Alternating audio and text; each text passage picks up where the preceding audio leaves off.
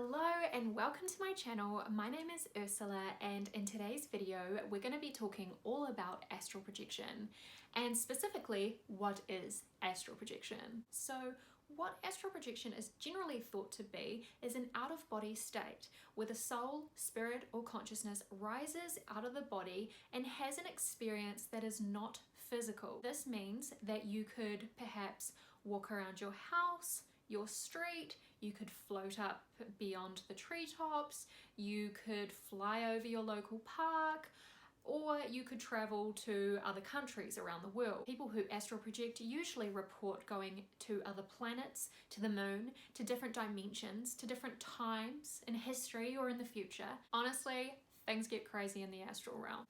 Going back to the idea that astral projection is an occurrence when the soul or spirit or consciousness leaves the body, I have to say that I kind of like the analogy because I feel like it's really easy for us to conceptualize as humans. However, the truth is that you can't actually leave your body because you're not confined to it in the first place. When you astral project, you're essentially experiencing yourself as the multidimensional being you are. You are ever expansive. Your consciousness is outside of the body and within the body. However, when you're experiencing your physical reality, you're simply reining that consciousness in so you can experience through a single point of awareness. So imagine yourself as an infinite stream of consciousness that stretches to the edges of the universe and beyond. And then imagine you decide to have an experience in a physical body where you can hold your point of awareness in one place.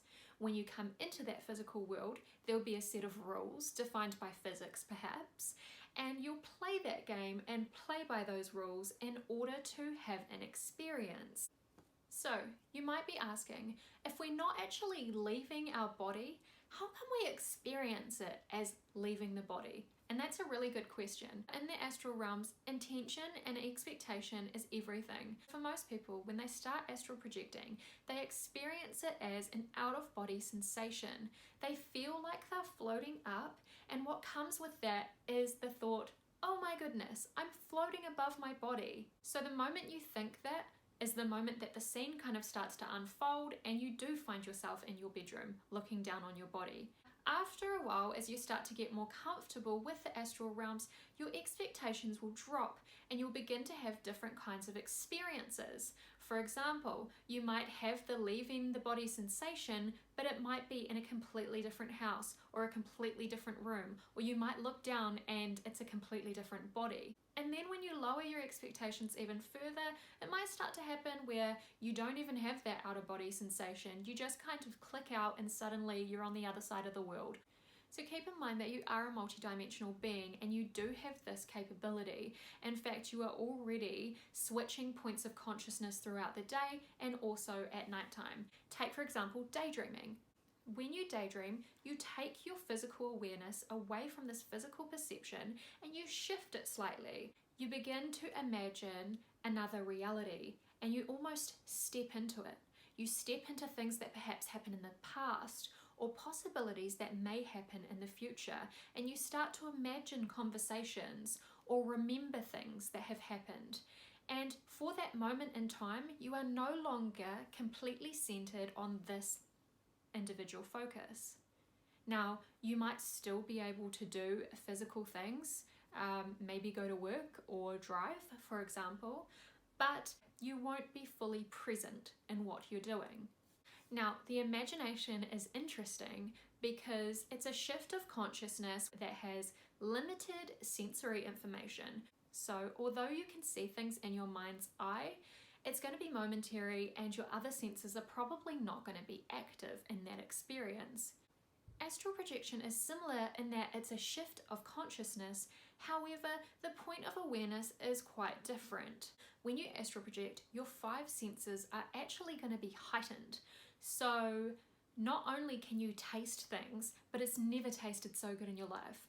Not only can you feel things, but you can really feel every little piece of that texture. Take, for example, my first ever astral projection. I did the Rollout Technique, which is essentially when you roll out of body. Now, I remember hitting the ground, there was a thud. I spread my arms out and I could feel all the textures of the carpet, and I immediately thought to myself, I messed it up. I've fallen out of bed. What an idiot. Until a second later when I opened my eyes and realized that it had actually been an astral experience. This was interesting for me to realize that my senses in the astral realm were just as intense, if not more intense, than in the physical realm. Now, a lot of people will tell you that in the astral realm, they experience 360-degree sight. This doesn't happen all the time for me, but it can happen. So another thing that's common for me is dual sight. So being able to see from your physical body and also being able to see from your astral consciousness at the same time. So as you can see, your senses in the astral realm are just as real, if not more real, than your physical senses. And that's the difference between, say, astral projection and a daydream. In a daydream, you still shift away from the physical awareness. However, it's not crisp enough that you can experience all 5 of your senses. Another thing people ask me in regards to astral projection is, how do you know it wasn't just a dream? Again, that goes back to the whole sensory thing and awareness. The difference between a dream and an astral projection experience is that in a dream, you don't usually have the awareness that you are still at home in your bed, safe and sound. You think that everything that's going on in your dream is for real.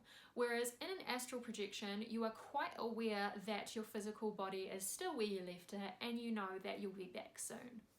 In terms of lucid dreaming, I think lucid dreaming and astral projection can be even more similar, but again, the difference being that in an astral projection, the experience is super crisp, and in a lucid dream, you won't have the same sensory capabilities as what you do in the astral realm. So I hope that answers some of your questions about what astral projection is. I'm going to be making a ton of content on this subject.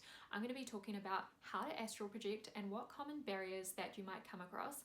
I'm also going to talk about spirituality and consciousness and perhaps some other things that interlink with astral projection. So please subscribe to my channel and click the notification bell, and that way you can be notified when I create new content, and we will have you astral projecting in no time. Thank you so much for watching. I love you so much. Mwah.